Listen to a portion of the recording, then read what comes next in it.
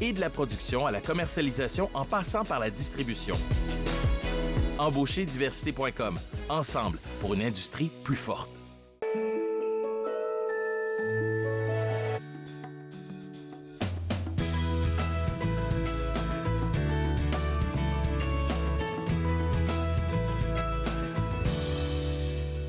Bonjour et bienvenue entre nous exclusivement sur les ondes de TV Rogers. Je suis Claude-Andréa Bonny. Je me ferai un réel plaisir de passer la prochaine heure avec vous.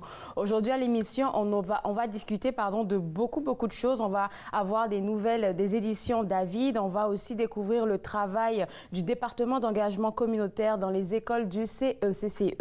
On va découvrir la toute nouvelle série du comédien et puis du magicien Daniel Coutu. Et tout de suite pour commencer, j'ai avec moi Madame Lantier, qui est de la Farfo. Mais aujourd'hui, spécialement, vous venez nous parler d'un très beau projet que vous avez. C'est votre magazine Vivre Plus. Est-ce qu'on peut savoir comment ça a commencé, ce magazine-là?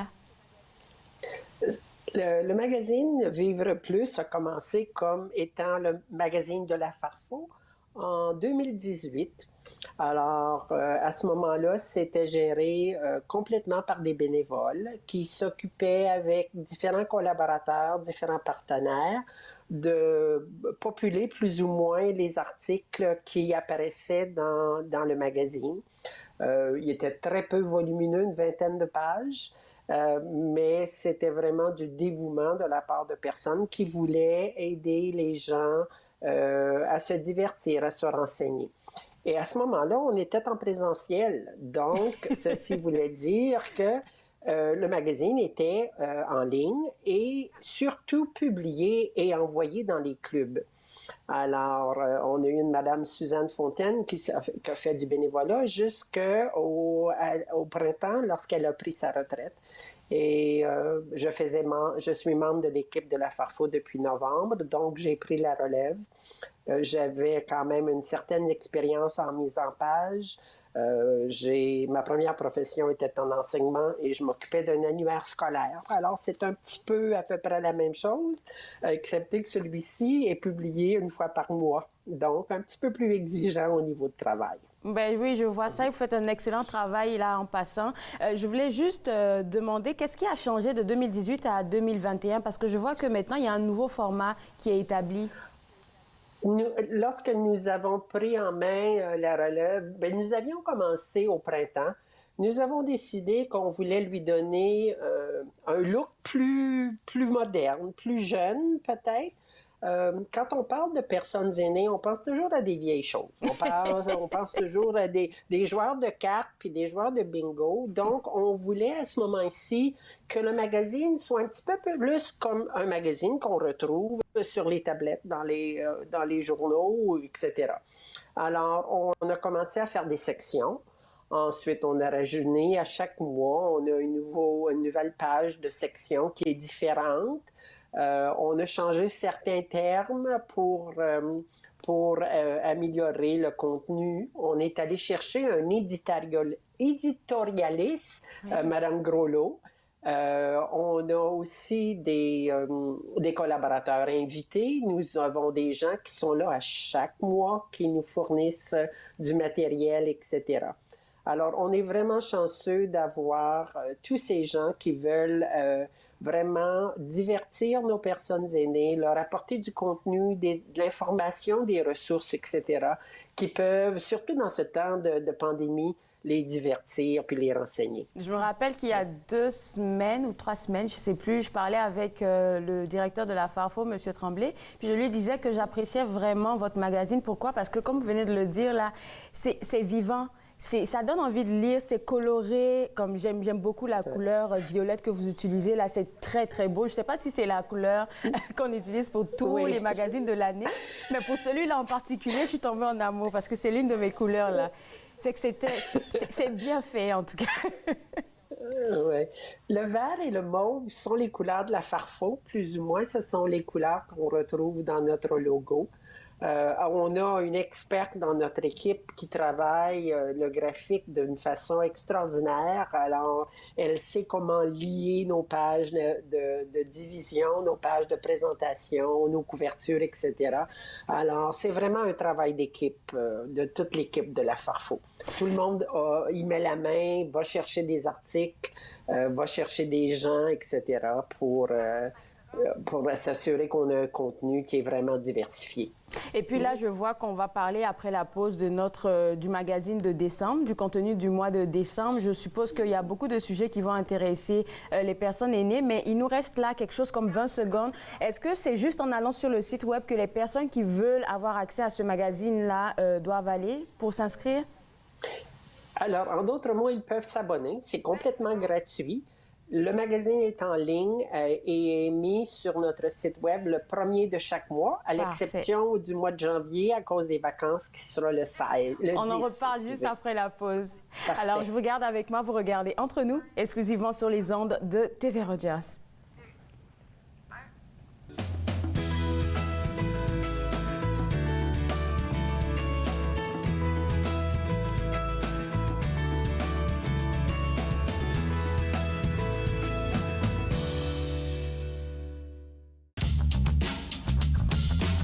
Cette émission est présentée par Télé Élan. Vous êtes enfin aux commandes. Pour en savoir plus, visitez Rogers.com.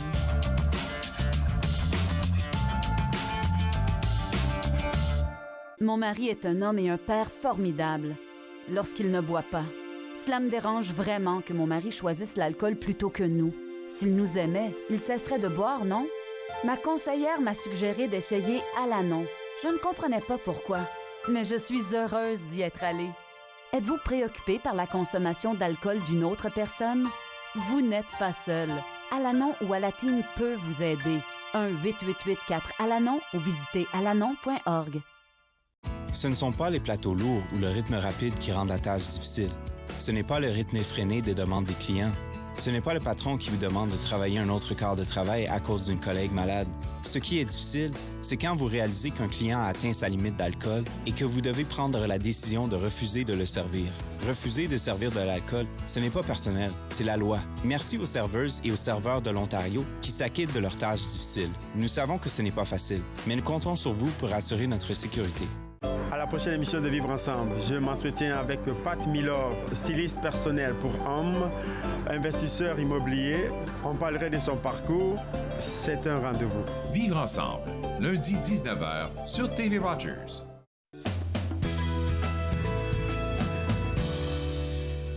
De retour entre nous exclusivement sur les ondes de TV Rogers, on s'informe toujours sur le contenu du magazine Vivre Plus de la Farfo et avec moi toujours Madame Lantier et Marie. Tantôt, on parlait du fait que le magazine, vous l'avez voulu colorer pour qu'il soit attrayant pour les personnes aînées, mais je me dis que c'est pas seulement les personnes aînées qu'on vise comme public. Non. Alors, quand on parle de personnes aînées au niveau de la Farfo, ce sont les personnes de 50 ans et plus. Mais il y a du contenu dans notre magazine qui peut aussi bien attirer les jeunes travailleurs, les gens de 20 ans, 30 ans, 40 ans, puisque c'est des ressources. Alors, ces plus jeunes peuvent avoir un grand-maman ou un grand-papa ou même des parents qui, exemple, dans notre domaine de la section santé, on parle des proches aidants. Bien, des proches aidants, c'est des enfants très souvent qui doivent s'occuper d'un membre de la famille plus âgé qui a besoin de plus de soins à la maison. On parle comment faire des impôts. On parle comment encourager tes parents possiblement à faire un testament en nommant une personne de confiance. Alors, l'information que nous avons là s'adresse à tout le monde. Mais puisque la Farfo est vraiment un organisme qui veut répondre aux besoins des personnes aînées, on dit oui, si vous avez 50 ans et plus, vous pouvez vous abonner gratuitement, mais c'est ouvert à tout le monde. N'importe qui veut s'abonner peut le faire facilement. Parfait. Ça, c'est très important de le mentionner. C'est gratuit. Et puis, il faut juste aller sur le site web de la Farfo pour pouvoir avoir son abonnement. Un autre point que vous avez mentionné tantôt, c'est le volet des proches aidants dans votre onglet santé dans le magazine. J'ai beaucoup apprécié ça. Pourquoi? Parce qu'il me semble que j'ai parlé avec quelqu'un de l'hôpital Montfort qui mentionnait une collaboration entre vous et eux pour les aider à pouvoir récolter des informations sur les proches aidants. Et c'est là que je me rends compte que le contenu qui se trouve dans Vivre Plus, non seulement va intéresser les personnes aînées, comme on a mentionné, mais les proches aidants et toute la communauté dans son entièreté. Exactement, exactement. Alors, les proches aidants est un exemple, mais nous avons aussi Revenu Canada qui est partenaire avec nous, puis qui nous fournit de l'information qui peut aider les gens. D'après ce que vous me montrez à l'écran, on met toujours un point de mire aussi sur quelque chose qui se passe durant le mois. Alors, durant le mois de décembre, comme la raison, c'était le SIDA, la Journée internationale du SIDA. Au mois de janvier, on va parler de l'éducation parce que c'est la Journée internationale de l'éducation, le 24 janvier. On a toujours un thème pour chaque mois et quand on parle à nos collaborateurs, à nos partenaires, on leur donne ce thème-là pour qu'ils puissent le rattacher possiblement à des activités qui se passent dans leur secteur. Et n'oublions pas non plus que nous avons tout l'Ontario. On a le Grand Nord, le Moyen Nord, le Sud-Ouest. Alors, on essaie de rejoindre les francophones, comme de raison, à travers toute la province. Alors, on a un groupe de personnes assez élevé, de gens qui sont abonnés, au-dessus de 10 000 que nous regardons dans le moment, qui consultent le Vivre Plus et consultent notre site Web. Très encourageant, ça. Et là, est-ce que quand vous parlez de vos collaborateurs, c'est les mêmes à chaque mois ou peut-être quelqu'un qui a un sujet assez intéressant peut vous contacter pour dire, OK, je veux vous proposer un article? Ça va dans les deux sens. Okay. Alors, c'est certain qu'on a des collaborateurs qui sont là à chaque mois. On a toujours une revue d'un livre par M. Sylvestre. On a toujours quelque chose de Nathalie Prézot qui est à Toronto. Mais si on voit, disons, que nous traitons d'un sujet et que nos groupes ne peuvent pas nous les fournir, nous approchons des gens pour leur offrir et leur demander de publier quelque chose. Et habituellement, la réponse est toujours oui. On veut publiciser aussi les activités qui se passent dans les régions, dans les clubs. Faut encourager, surtout avec la pandémie, nos clubs ont eu de la difficulté. Donc, si on peut mettre de l'information pour encourager les gens à se joindre et à aider ces clubs-là à reprendre un peu plus la vie au normal, c'est fantastique. Puis, on a toujours les recettes qui nous donnent l'appétit. C'est ça, là, on est en décembre. Là, il y a plein de belles recettes. J'étais comme, OK, les photos me donnent envie. Exactement. Alors, c'est un peu comme quand on regarde les grands magazines puis qu'on voit la photo de quelque chose comme recette, on est porté à vouloir le faire. Oui. Et c'est ce qu'on veut pour nos gens. Et comme de raison, on essaie toujours d'avoir des recettes santé aussi qui vont favoriser nos personnes et puis nos membres. Écoutez, vous faites un excellent travail. Et puis, on va inviter les gens à se procurer le numéro de décembre. Ce qu'on nous disait avant qu'on entre en émission, Marie, c'est que le numéro de janvier est déjà pratiquement prêt. Il sera disponible bientôt? Le 10 janvier, exceptionnellement, oui. Nous publions habituellement le 1er de chaque mois, de septembre à juin. On ne publie pas en juillet et août, mais à cause des fêtes et de vacances, les bureaux de la Farfou sont fermés pendant les vacances. Donc, nous allons exceptionnellement faire la mise en ligne du numéro de janvier le 10. Et puis, nous, on aura la chance de vous en parler encore au retour en 2022. Exactement. Mais ça m'a fait plaisir. Merci de m'avoir invité. Ça m'a fait plaisir aussi. Je vous souhaite un excellent temps des fêtes et bonne journée. Bye-bye. Bye. Alors, pour vous autres à la maison, pour pouvoir avoir accès à toutes ces belles informations qui se retrouvent dans le magazine Vivre Plus de la Farfo, c'est gratuit. Vous pouvez juste vous abonner en allant au www.farfo.ca. On va prendre une pause et juste après la pause, on va découvrir la famille magique de Daniel Coutu. Vous regardez Entre nous, exclusivement sur les ondes de TV Rogers.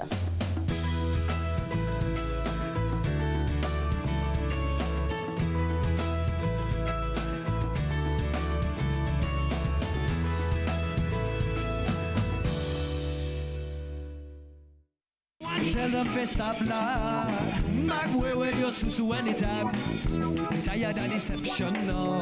Wax got Montons tous avec aplomb, les raisons seules quoi c'est. Marchons tous à pas de plomb, des raisons tous aux aguets. Montons tous avec aplomb la vérité à deux visages. Le père et le pervers, l'enfant, le cœur et les visages. Nous montons tous, l'hypocrisie est naturelle. Plus forte à mon avis que la sélection naturelle. Nous montons tous avec aplomb, gardant la forme mais pas le fond. La vérité soit elle est qui nous soit en pense, c'est ce qu'on apprend. Me want it so bad. Me want the truth of me getting on me would I glad. Me want it so bad. It's your world, man. Me want it so bad. Me want the truth of me getting on me would I glad. Me want it so bad. This your world, man. Nous montons tous, cogitant noir, porte des gants blancs. La perspective, je la respecte, je pense en noir, tu penses en blanc. Pourquoi c'est bien ou mal d'être à la droite ou à la gauche? Pourquoi on dit de l'homme qui est malade derrière la bouche? Nous montons tous, ne me pose jamais la question. Qui ment ou ne ment pas, explique seulement ta dissension. Je me délecte face à face dans ta conscience et l'intuition. Face à toi, je suis menteur, mais je suis comme toi, c'est l'allusion. Me want it so bad. Tell me want the truth of me getting on me would I glad. Me want it so bad. It's your world, man. Me want it so bad. Me want the truth of me getting on me would I glad. Me want it so bad. It's your world, man. La vérité.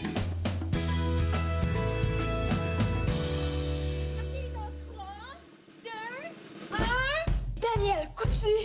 Magicien officiel du cabaret Cadabra. J'ai des vrais pouvoirs, là. Quoi? Quand je claque des doigts, là, je fais apparaître n'importe quoi. Ouais! Suzanne Coutu? Non! Je parle d'un pouvoir! Houdini Monde, elle peut se transformer en odeur. Merlin! Mon petit frère super fort! La lampe là-bas, c'est ma mère. Je t'aime. Bonne journée. Ma sœur Chouchou, elle peut enlever des membres de son corps. Là, maman? Corbino, je t'ai fait ta mouche! Elle, c'est ses cheveux qui sont magiques. Elle peut sortir toutes sortes d'objets de là. C'est quoi ça? J'ai le pouvoir de parler, est-ce qu'il parle pas? Grand-papa! Je déteste Monsieur Daniel Coutu! Hein?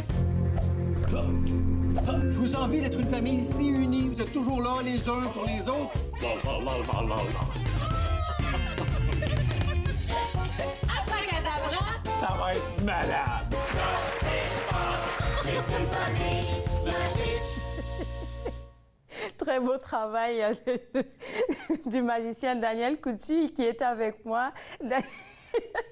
Comment t'es venue l'idée de faire la famille magique? En fait, moi, c'était que je suis un gars de famille à la base. Hein. Je trouve que les clans, que ce soit par les liens de sang ou non, c'est important d'être ensemble. Hein. On le sait en cette période de pandémie à quel point être ensemble, ça fait du bien. Fait que de raconter cette histoire de famille-là, pour moi, ça avait plein de sens. Puis, en fait, c'est que il y a environ 3 ans, ma fille binge-watchait, permettez-moi l'expression, d'écouter en rafale la série Full House, qui est cette série des années 90 familiale, tournée en 4:3, puis qui était disponible sur Netflix. Okay. Puis Mélia tripait, elle écoutait en rafale les épisodes, puis je me suis dit, bon, ben c'est pas parce que c'est filmé en HD ou qu'il y a des effets spéciaux ou autre. Je lui ai dit, ben écoute, qu'est-ce que t'aimes là-dedans? Ben, elle dit, papa, elle dit, c'est une famille, ils sont drôles, puis elle dit, ils s'aiment. Fait que cette journée-là, j'ai eu le flash, j'ai dit, voilà les ingrédients universels d'une bonne série familiale. J'avais envie aussi de faire une sitcom parce que j'avais fait plusieurs personnages dans ma série Par ici la magie à Radio-Canada, puis que j'aime beaucoup jouer. Tantôt, vous avez fait le lapsus, vous avez dit comédien au lieu de magicien, mais avec la force des choses, je suis devenu comédien aussi dans cette série-là. Puis après, je me suis dit, à quoi il pourrait ressembler?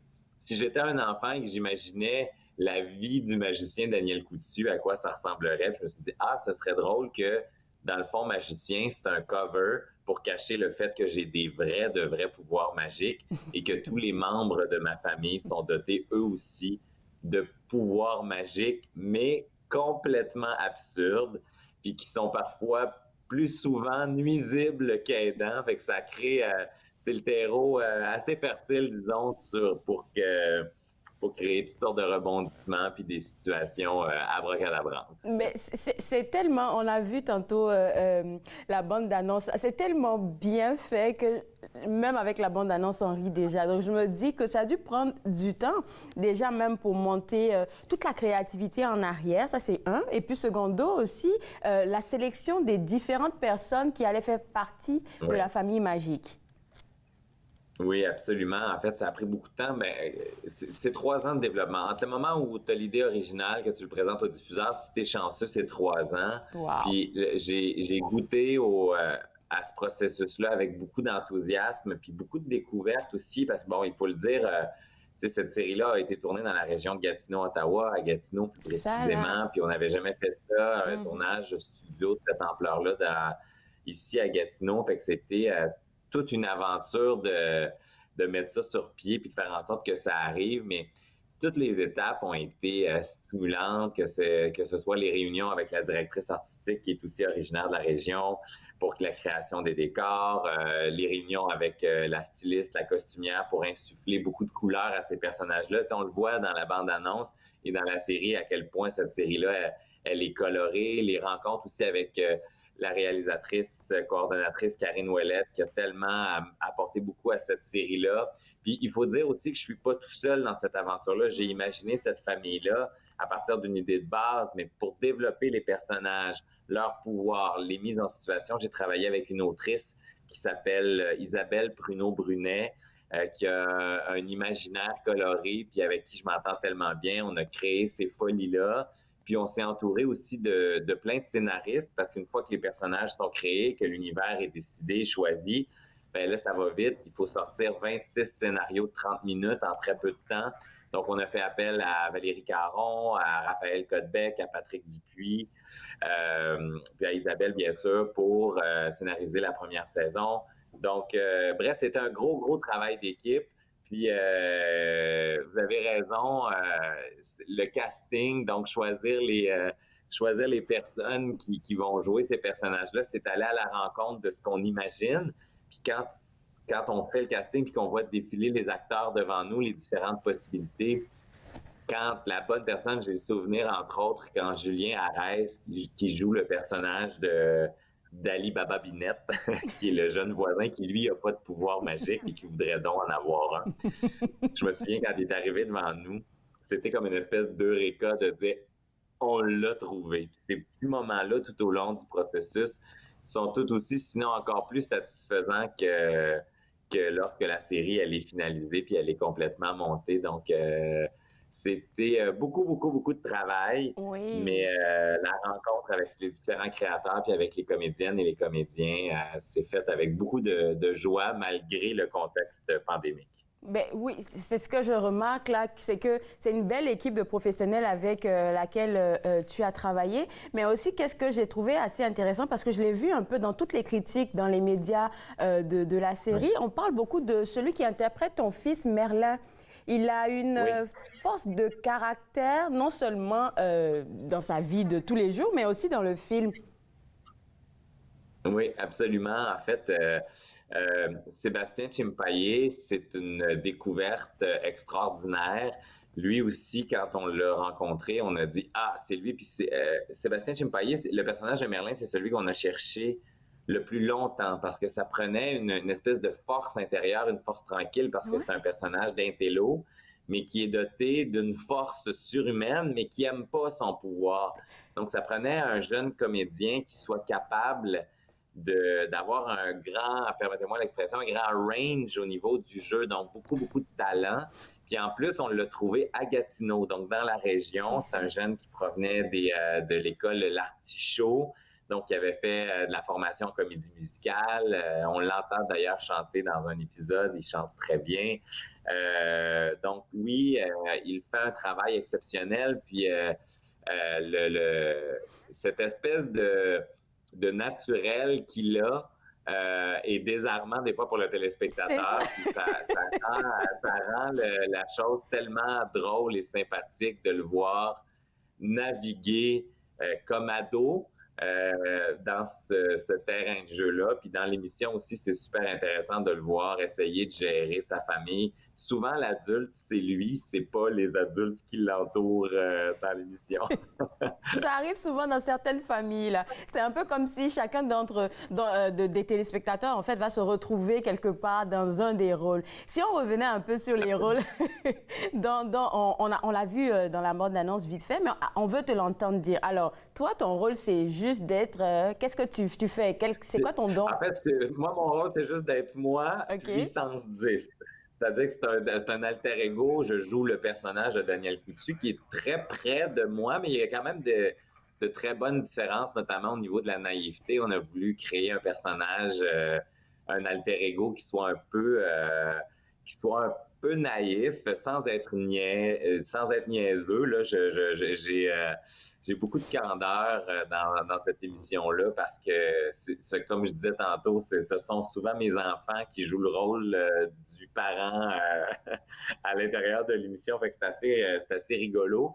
Sinon, il y a Luc Sonnet qui joue le rôle de mon père, Gaétan, qui lui siffle et peut parler à tout ce qui parle pas. Là, ça va d'une manette de télévision en passant par un opossum puis le mur de la maison. En parlant de lui, Daniel, en parlant de lui et de tous les autres qui ont travaillé avec toi, là, tu l'as dit tantôt, c'était un bonheur pour toi de travailler avec ces experts-là, mais ces comédiens-là. Mais comment toi, après l'honneur, comment toi tu t'es senti de travailler avec toute cette équipe-là?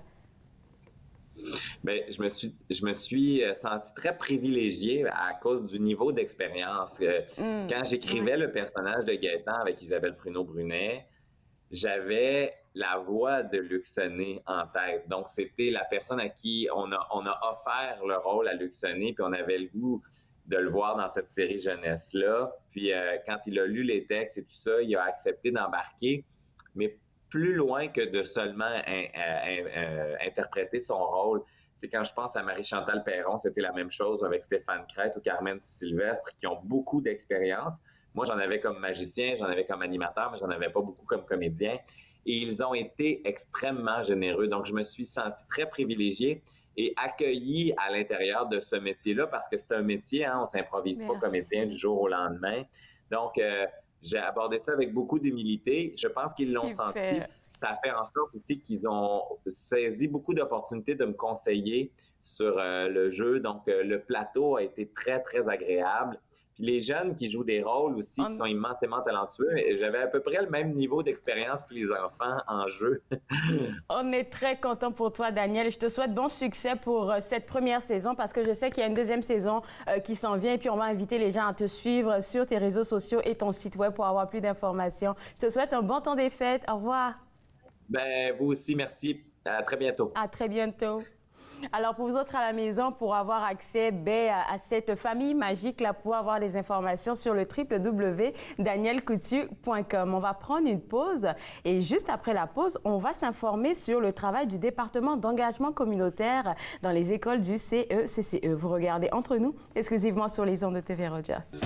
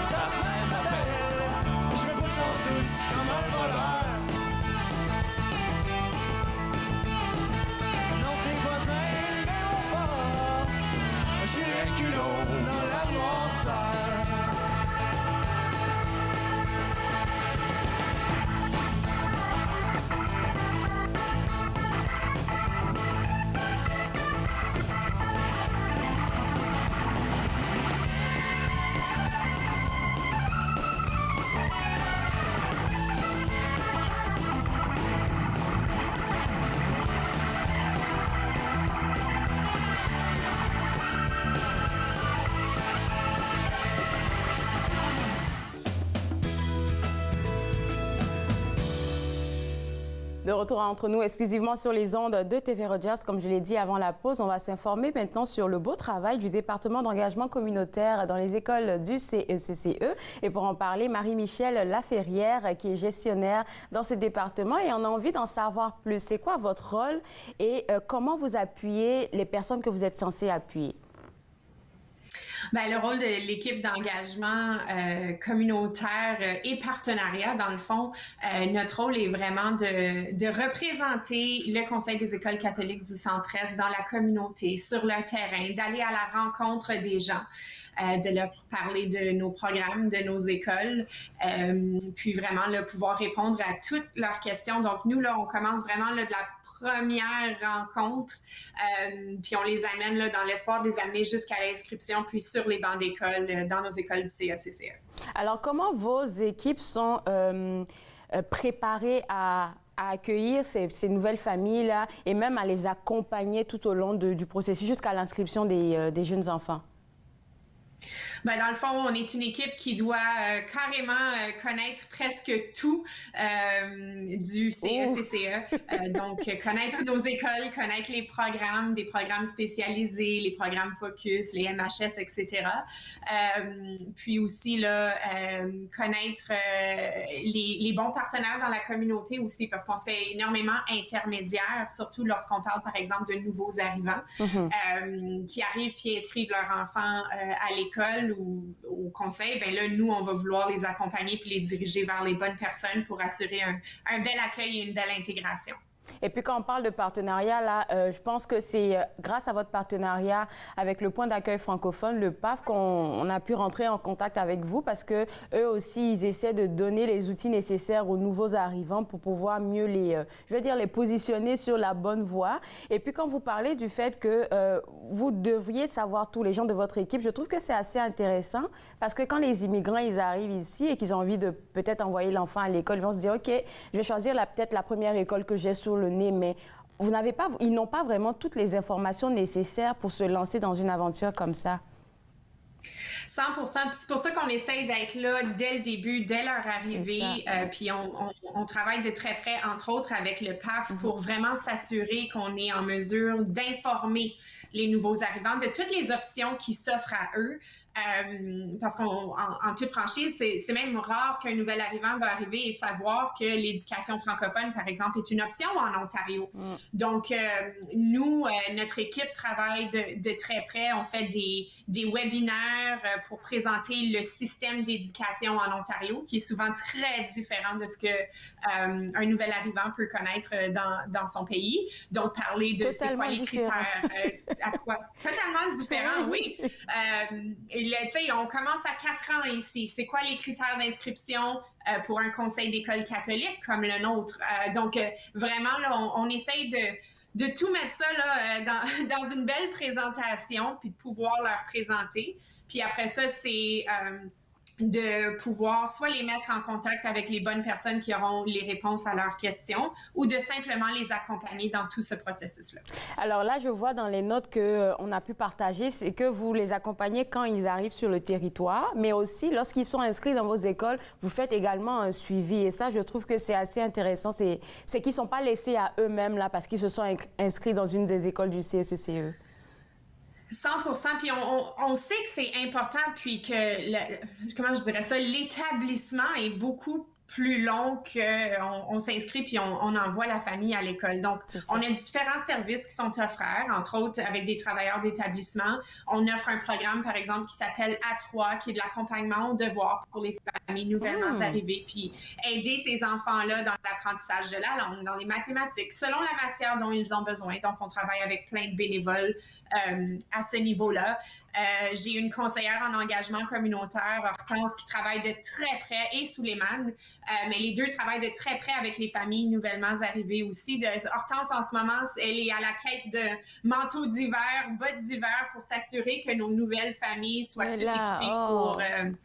Vous êtes tellement gentils. C'est pas juste l'accompagnement pour l'école, c'est en fait la famille. C'est ça ce que j'aime avec vous autres, là. C'est le sentiment d'appartenance, là. Je pense que ça prime beaucoup dans vos valeurs.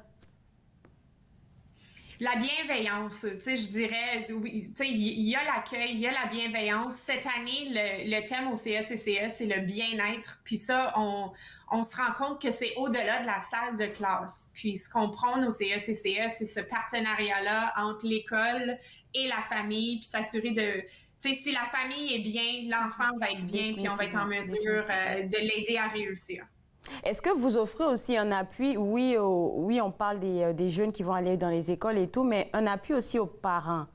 Pas seulement dans le domaine scolaire, mais un appui aux parents qui, eux aussi, viennent d'arriver pour savoir exactement où déposer leurs valises, peut-être professionnellement ou je ne sais pas. Bien, nous, là où on joue un rôle, ça va être en créant des liens avec des organismes communautaires, dont le point d'accueil francophone. Donc, on aime s'entourer des experts, des gens qui ont les ressources, qui savent comment accompagner ces familles-là. Puis, on travaille de très, très près avec nos partenaires communautaires à ce niveau-là. Alors là, on va parler de notre dernier point. On entame l'année 2022 très, très bientôt. Et puis, je vois que les mois de janvier jusqu'à mars sont des mois assez chargés pour vous parce que c'est là qu'il faut déjà s'activer là pour les inscriptions pour septembre. Tout à fait. Bien, en fait, les gens peuvent déjà procéder à l'inscription maintenant. Donc, c'est ouvert. On a tenu, puis les gens peuvent retourner le voir en ligne. Je crois que vous l'avez partagé à l'écran tout à l'heure, mais les webinaires en route vers la maternelle. C'est ça, donc, ces webinaires-là sont vraiment axés sur la petite enfance. Mais le but, c'est d'outiller les parents pour la rentrée scolaire prochaine. Mais nous, on est déjà effectivement activés. Mois de janvier, février, mars, il va y avoir des portes ouvertes pour chacune de nos écoles. Wow. On ne peut malheureusement pas le faire en vrai, on le fait en virtuel, mais ça nous permet là, d'aller à la rencontre des familles, peu importe le niveau scolaire, pour pouvoir encore une fois présenter nos programmes, présenter les services offerts, présenter l'école, le corps professoral. Donc, c'est un beau clin d'œil là, pour les familles pour venir à la rencontre là, de nos équipes écoles. Merci beaucoup, Marie-Michel. Dernière question pour vous avant de vous laisser aller. Est-ce que si on passe sur le site web, on peut avoir accès directement à vous dans un des onglets? À votre département? Si vous allez... on est rejoignable partout, je vais dire, mais si vous écrivez à accueil@écolecatholique.ca, le message va se rendre définitivement. Puis écolecatholique.ca/inscription pour pouvoir s'inscrire dans une de nos écoles. Mais merci beaucoup. Je vous souhaite un bon temps des fêtes et puis une belle rentrée, préparation de la rentrée plutôt. Au revoir. Merci à vous. Joyeuses fêtes. Merci. Alors, pour vous autres à la maison, comme Marie-Michel vient de le mentionner, si vous voulez avoir plus d'informations sur leur travail, pourquoi pas pour vous inscrire dans l'une des écoles du CECCE, écolecatholique.ca. On va prendre une pause et juste après la pause, on va parler avec Véronique Sylvain des éditions David qui nous revient tout droit de France. Vous regardez Entre nous exclusivement sur les ondes de TV Rogers.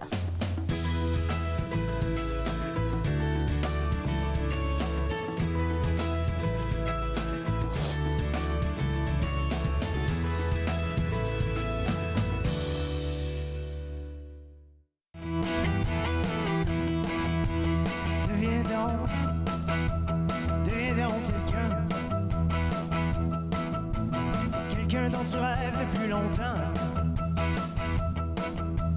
Fais-toi donc conteuse. Viens me conter des mantras qui me font jouer. Même si l'amour est gone, depuis longtemps. Même si l'amour est gone, depuis longtemps. Deviens donc quelque chose dont tu rêves depuis longtemps. Fais-toi donc danseuse. Viens me faire danser des danses qui me font jouer. Même si l'amour est gone, depuis longtemps. Même si l'amour est gone, depuis longtemps.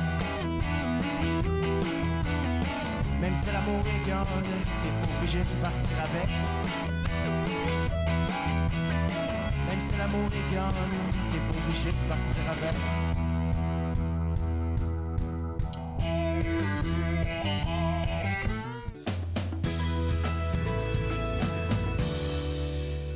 De retour entre nous exclusivement sur les ondes de TV Rogers, on s'informe sur les dernières activités des éditions David et pour en parler, Véronique Sylvain, comme je l'ai dit, revient tout droit de France. Et avant de parler de qu'est-ce que tu allais faire en France, on va parler des salons de livres auxquels vous avez participé dernièrement parce que je pense que c'est ça qui t'a amené en France. Le premier salon du livre, c'était celui de Montréal et tu étais avec l'auteur Lamara Papitashvili pour Adieu Staline. Oui. Oui, exact. Et aussi, on avait d'autres auteurs. Bon, il faut dire qu'on était limité en temps de pandémie pour le nombre d'auteurs qu'on pouvait avoir au stand. Donc, en tout, on avait 3 auteurs au stand du RFC au Salon du livre de Montréal. Et je veux dire que tout le monde était content de se revoir entre collègues, entre auteurs, lecteurs et lectrices. Et donc, on avait comme 3 auteurs, on vient de mentionner, donc nos auteurs de science-fiction, Mathieu Muir, qui était là pour faire des séances de dédicaces au Salon du livre de Montréal, et Lamara Papitashvili, qui vient de faire paraître un roman Adieu Staline, donc qui était là également pour l'occasion. Et Lamara, bon, est d'origine géorgienne. Elle habite Toronto depuis plusieurs années. Et c'est son premier roman qu'elle publie chez nous. Donc, on était très contents, bon, pour moi, ma part, de la rencontrer en personne aussi, qui puisse, participer au Salon du livre de Montréal, échanger avec les lecteurs et lectrices. Et elle a eu l'occasion de participer à une table ronde autour du voyage et de l'ailleurs aussi. Donc, on était très contents pour ça. Donc, il y avait pas mal de gens qui étaient présents. Et voilà. Donc, on était là pendant quelques jours à Montréal. Et bon, pandémie oblige, on n'était pas allé depuis au moins 1 an et demi. Donc, c'est toujours très content ça fait partie de notre travail aussi on publie des livres, mais aussi on est dans l'événementiel, il faut aller à la rencontre des auteurs et autrices, et lecteurs et lectrices. Donc voilà, on était très contents d'être à Montréal. On y était pour quelques jours. Et par la suite, donc moi j'y étais aussi avec mon collègue générale. Et par la suite, après le Salon du livre de Montréal, on a eu le bonheur de pouvoir aller au Salon du livre de Montreuil. Donc, c'est un Salon du livre jeunesse. Et Montreuil, c'est vraiment en banlieue de Paris. Et on a eu l'occasion dans le passé de participer à ce salon, mais avec la pandémie, on n'avait pas pu s'y rendre. Puis donc, on a été vraiment très chanceux de pouvoir y aller cette année. Donc, j'y étais avec Mathieu Muir, qui est un auteur de science-fiction publié dans la collection 14-18. Vous voyez des photos à l'écran de la participation de Mathieu, qui était vraiment très bien, très réussie. En fait, Mathieu a participé à une table ronde autour du roman science-fiction jeunesse. Et il y avait vraiment plein de jeunes, plein de lycéens dans la salle. Donc, je veux dire qu'il y a eu un petit effet, je ne sais pas si c'est l'accent québécois aussi, parce que Mathieu est originaire de Sherbrooke, donc il y a aussi l'accent québécois, peut-être qu'il a joué un peu sur sa popularité, mais aussi évidemment que ces 2 romans sont vraiment excellents et j'ai l'impression que la science-fiction se lit beaucoup en ce moment en France, au Canada aussi, mais on sent que c'est vraiment populaire auprès des jeunes en France. Donc voilà, Mathieu était là pour participer à des activités et aussi donner des séances de dédicaces au stand de Québec Édition. Donc, nous, on y était avec d'autres éditeurs qui sont regroupés sous la bannière Québec Édition. Donc, on était 2 auteurs franco-canadiens de l'Ontario français et de l'Acadie. Oui, de l'Acadie. Et bon, tous les autres éditeurs qui étaient là, c'était des éditeurs justement de québécois. Là, je vois, c'est drôle parce que là, pendant qu'on se parle, je vois défiler. Oui, l'image de notre deuxième sujet. De notre deuxième sujet. Oui, mais en fait, oui, je voudrais peut-être, avant qu'on parle de cette activité-là avec Monia, vous voyez, on a été quand même pas mal en déplacement ces dernières semaines. Donc, Montréal, Paris pour les salons du livre. Et j'ai oublié aussi de mentionner que avant le Salon du livre de Montreuil, on avait une autrice, Janet Rogers, qui est une autrice autochtone dont le recueil Tant que brille le soleil vient d'être publié aux éditions David et qui a été traduit par Tina Charlebois. Janet était à Québec pour participer au Salon du livre des Premières Nations. Et encore, c'était comme un salon où il y avait des tables rondes, séances de dédicaces. Et je veux dire qu'on était très contents aussi parce que la participation de Janet a été quand même très appréciée. Puis je sais qu'il y avait pas mal de lecteurs et lectrices au rendez-vous pour la rencontrer. Voilà. C'est peut-être c'est assez intéressant de voir que les salons reviennent peu à peu et puis qu'on peut maintenant connecter avec les lecteurs. Je pense que c'est un ouf là pour vous autres. Oui, puis comme je mentionnais tout à l'heure, bon, certains, on est des éditeurs, on travaille derrière notre écran, derrière comme une feuille de papier, mais aussi on est dans l'événementiel, donc c'est partie de notre travail d'aller à la rencontre des gens. Pour moi, personnellement, je trouvais que faire les salons du livre, bon, c'est vrai, il y en avait comme en mode virtuel, mais c'est pas la même chose que voir des gens en chair et en os, même si on est masqué. Et je trouve que tous les salons auxquels on a participé, et c'était vraiment bien organisé au niveau des restrictions sanitaires, qu'il fallait avoir un passeport vaccinal pour s'y rendre. Donc, j'encourageais quand même. On se dit, bon, le retour à la normale n'est évidemment pas là, mais au moins, on a pu se voir en chair et en os pour parler de livres, de littérature et toutes ces belles choses. Tout à l'heure, moi, je voyais que, il y avait déjà l'image de la vidéo qui apparaissait. Véronique, d'où est venu ce projet-là qu'on voit en ce moment à l'écran qui est intitulé « Portrait de femme » en collaboration avec l'ambassade de Tunisie que vous avez faite? Oui, donc en parallèle, comme juste au moment où je revenais de Montreuil, cette activité a été organisée quelques jours plus tard. Et bon, c'est que Monia Mazig, comme vous savez, elle est d'origine tunisienne. C'est une de nos autrices dont on a publié les deux très beaux romans, donc Farida, qui a remporté le prix du livre d'Ottawa cette année. Et je sais que toutes les activités qu'on organisait avec Monia, il y avait souvent l'ambassadeur de Tunisie qui était présent. Puis, comme en discutant avec l'ambassadeur, on a eu une idée d'organiser quelque chose à la résidence de l'ambassadeur en collaboration avec l'ambassade de la Tunisie. Et aussi, on invitait une autre artiste, c'est une artiste visuelle, Kautar Zitouni. Et avec Monia aussi, donc on a pu faire une genre de discussion autour de portraits de femmes artistes d'origine tunisienne. Donc on voit quelques extraits justement à l'écran. Donc tout ça, encore c'est un événement privé, mais les gens pouvaient le suivre en direct sur Facebook, sur les réseaux sociaux. Donc, vous voyez ici, vous connaissez peut-être l'animatrice de la soirée, qui est Ginette Gratton, qui a vraiment fait un excellent travail. C'est vraiment très intéressant d'entrer dans le monde de ces deux univers complètement différents de ces deux artistes-là, mais qui, quand même, qui se ressemblent aussi. Donc voilà. Donc, vous voyez, on n'a pas chômé, comme on dit. Vous n'avez pas chômé depuis la dernière fois qu'on a parlé, comme beaucoup d'activités, beaucoup de beaux projets. Et puis là, avec l'ambassade, c'est un peu comme vous donner un petit, un petit coup de pouce par exemple, à Monia et puis à l'artiste visuel qui était dans cette entrevue-là, parce que ça montre déjà qu'elles font de belles choses ici, dans la région de la capitale nationale.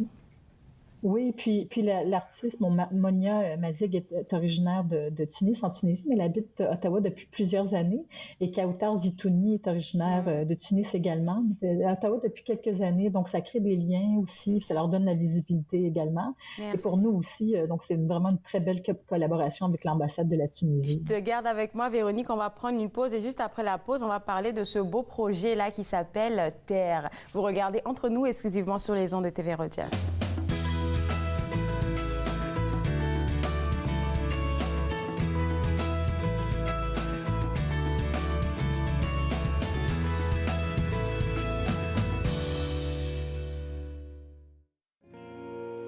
J'aurais dû te reconnaître comme une autre partie de moi.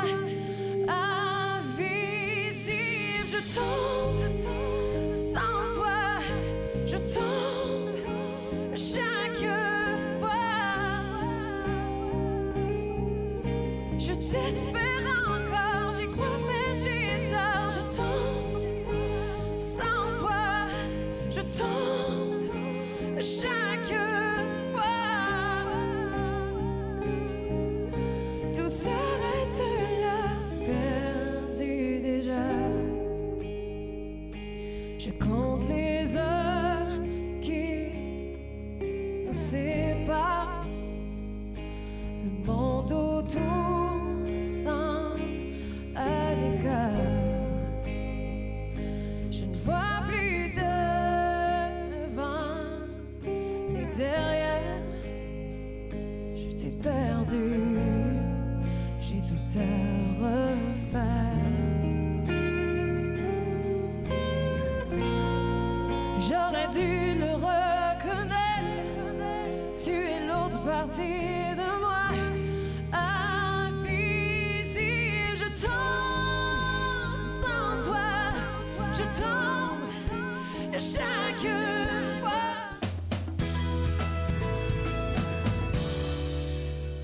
De retour entre nous exclusivement sur les ondes de TV Rogers, on s'informe toujours sur les activités des éditions David et toujours avec moi Véronique Sylvain.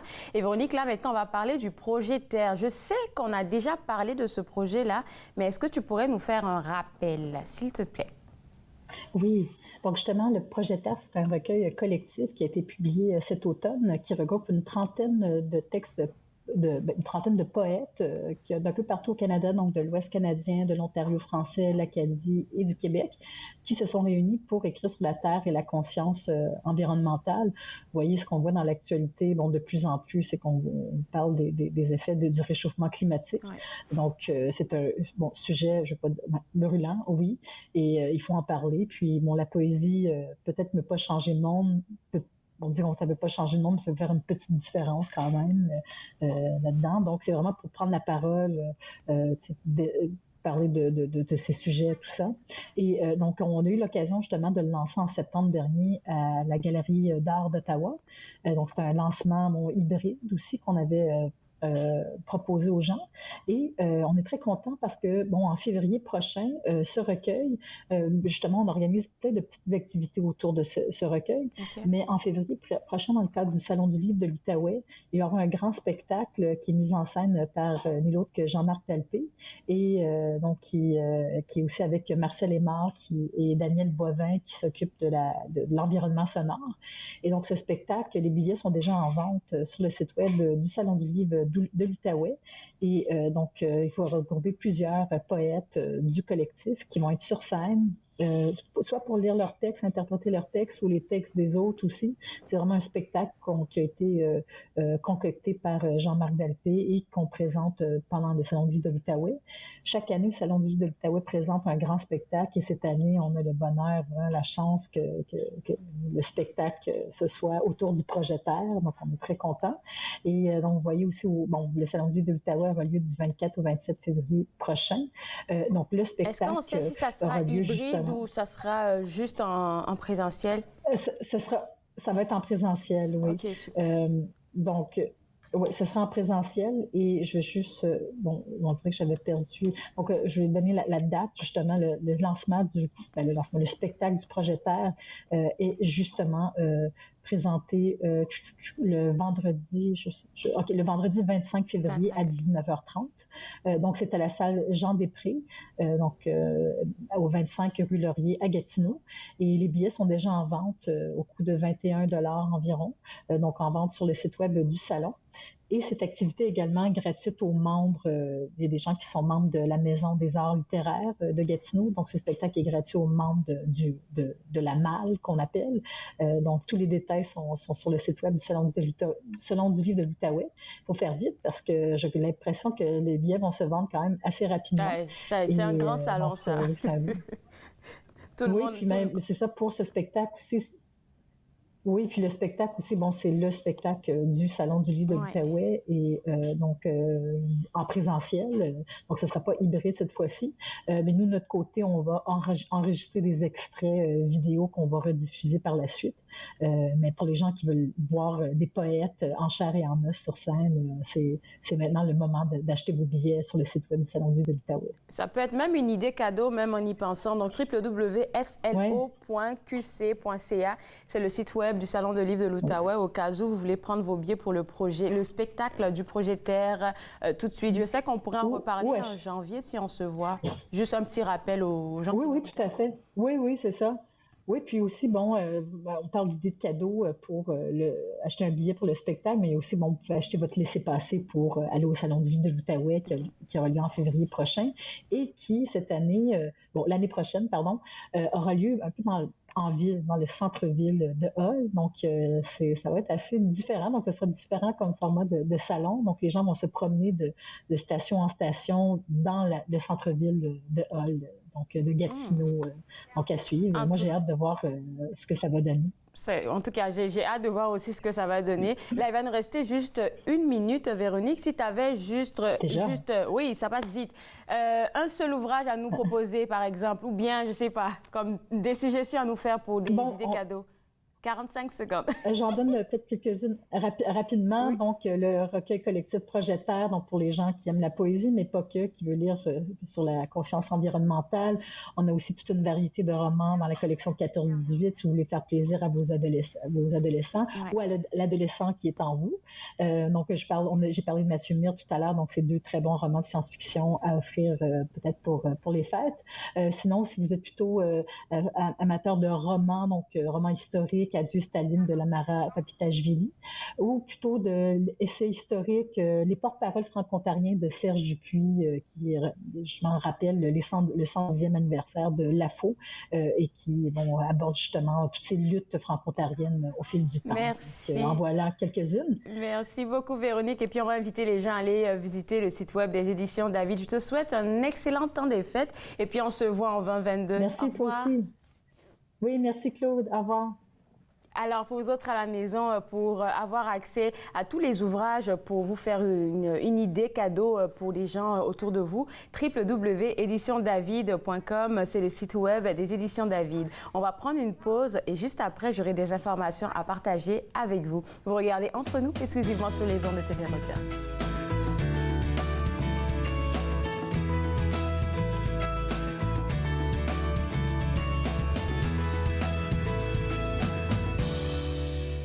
Ignorer le racisme, c'est s'ignorer soi-même. En tant que Canadiens, nous dénigrons toute forme de racisme. En prônant l'acceptation culturelle, nous choisissons l'inclusion, promouvons l'égalité et célébrons la diversité.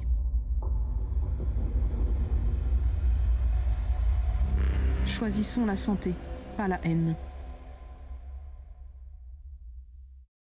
Vous voyez, les arbres sont pas mal gris, sont au loin. Alors, ça donne la distance. Ça les pousse en arrière. Le peintre des 4 saisons, mercredi 19h30 sur TV Rogers. Ici Jacqueline Pelletier. Lors de notre prochaine émission, j'aurai le plaisir de m'entretenir avec M. Yves Brunet, porteur du VIH, survivant à 3 reprises du sida. Et tout ça, il va nous raconter comment ça l'a propulsé dans de grands projets. Le deuil fait partie de la vie. Parlons-en. Parlons-en, dimanche 19h30 sur TV Rogers. Chaque année, des dizaines de Canadiens sont tués ou gravement blessés parce qu'ils prennent des risques près des voies ferrées. Parlez de la sécurité ferroviaire à vos proches. Visitez le finilesvoiestragiques.ca. De retour entre nous exclusivement sur les ondes de TV Rogers. Comme vous le savez, c'est le temps des fêtes et qui dit temps des fêtes parle d'illumination. Nos villes, nos quartiers sont en train d'être illuminés. Et moi, j'aimerais vous inviter à l'illumination de la colline du Parlement ce 21 décembre, donc mardi prochain, à partir de 20h. C'est accessible à tous. Vous pouvez vous y rendre là-bas en famille. Mais si vous ne pouvez pas, nous, on a quelque chose de préparé pour vous. On sera en live à partir de 20h. On sera en direct à partir de 20h. Donc, vous pourrez suivre en direct l'illumination de la colline du Parlement sur TV Rogers Ottawa. Et ça sera rediffusé un peu plus tard sur le site web de Patrimoine canadien. Et puis, si vous voulez toujours regarder encore et encore, vous pouvez aller sur le YouTube de TV Rogers Ottawa. Il sera disponible là-bas pour que vous puissiez le revoir. Alors, l'illumination va durer du 21 décembre au 7 janvier. Donc, n'oubliez pas que c'est un rendez-vous pour prendre des photos, passer des bons moments aussi en famille. J'aimerais aussi vous rappeler que j'ai discuté aujourd'hui à l'émission avec Madame Lantier de la Farfo pour le magazine Vivre Plus, qui est le magazine de la Farfo, et on l'aura en janvier. Et cette fois-ci, on parlera du contenu du magazine qui va porter sur l'éducation. Moi, je me suis fait le plaisir de passer cette heure avec vous. Je vous retrouve demain à partir de 11h avec des invités aussi spéciaux que ceux d'aujourd'hui. Au revoir.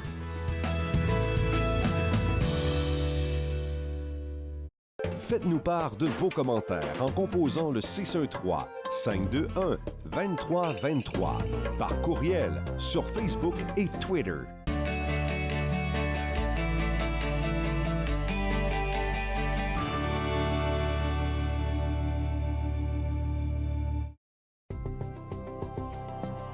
Il est question de partage et d'entraide. d'action et d'appartenance, de profiter pleinement de la vie et de rire aux éclats. Nous sommes l'Arche Canada. Nous admirons et partageons tout ce que les gens ont à offrir. Découvrez qui nous sommes dès aujourd'hui.